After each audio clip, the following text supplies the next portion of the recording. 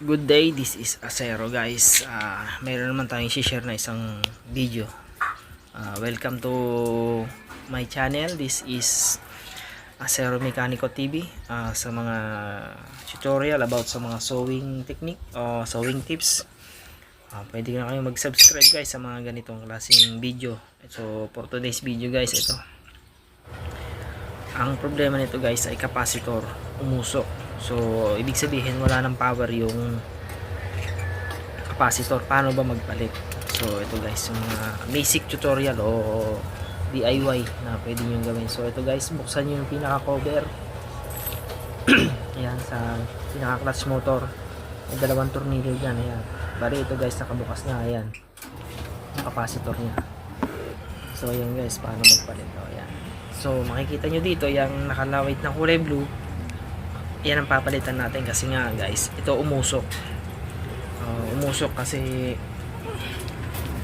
kundi na yung yung capacitor. So ayan guys, paano ba magpalit? So ganyan lang guys, may connection yung dalawang wire na yan. Ayan, tanggalin nyo lang guys ang may pinaka nakabalot dyan na plastic sa pinakadulo ng dugtungan. So yun ang nagko-connect dyan guys, para hindi siya naka-live. May iniikot dyan na kulay orange o white.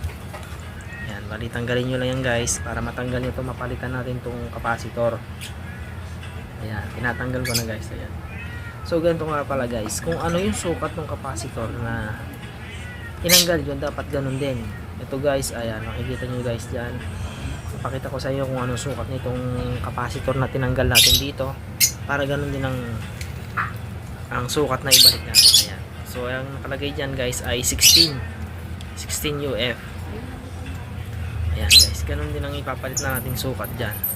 Patay ng capacitor, basta either kuadrado o bilog, basta yung UF nya ay kasing kaparehas din ng tinanggal natin. Bali ito guys, 16 UF dun itong pinalit natin, o microfarad yan tawag nila, microfarad, 16 microfarad. Ganito lang guys, ayun kung paano natin tinanggal yung capacitor na luma, ganun din ang pagbalik natin. Bali dalawang wire lang yan, either magkabaliktad man yan, walang problema, as long as ma-secure natin yung pagbalik. Kailangan walang naka-live wire, balik natin yung pinaka takip nya. Bali ayun guys, may pinipihit lang dyan para bumalik dun sa pinaka, maging safe siya guys, hindi siya naka-live, hindi siya naka-open. Pag ibinalik na natin yan, ayan, ganyan lang guys, ayun, pagbalik ganun lang yun guys. Tapos testingin natin kung aandar na siya. Ayan. So yan, isaksak natin yung yung machine. So make sure nga pala guys, pag bago nyo simulan to, naka off siya o nakatanggalan saksak, para safety purpose na rin. So ayan guys, makikita nyo guys dyan. Ayan, go na yun, okay na guys. Mandar na siya. So yun lang ang problema na to guys, capacitor na. Kung paano magpalit, ayan, kaon siya guys, matakbo yung machine. Matakbo na siya, sabihin ang problema lang yung capacitor. So ito, patesting natin dun sa operator.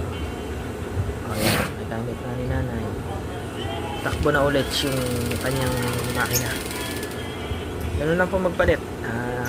Kaya nyo yan, alam ko guys. So thank you for watching. This is Acero Mecanico. Sa mga hindi pa nakasubscribe guys, pasubscribe naman po sa aking channel. Salamat po. More videos to come. Thank you very much. This is Acero Mecanico TV.